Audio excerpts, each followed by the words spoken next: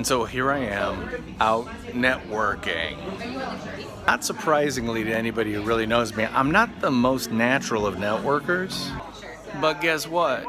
I don't have an excuse. Especially because that guy right there, Gene Sarmiento, asked me to come talk to this group. So the group is kind of a mouthful, GMA SHRM. So Ben, what does GMA SHRM actually stand for?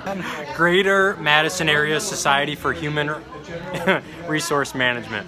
Take two, Ben. Greater Madison Area Society for Human Resource Management. So this group is a bunch of HR professionals who want to know how to do social media and networking at the same time. So Gene here asked me to come talk to the group about the unselfish selfie. Right, Gene? Yes, I did. I heard some pretty good things. I'm looking forward to it, DP. I know. Things Madison 100. What is the Government Affairs Committee? But now it's time for a little zombies action on Call of Duty. Because if I don't protect the world from zombies, who will? I'm DP Knudten with the NonFiction Brand and NonFiction Brandversity. Talk to you later. Bye-bye.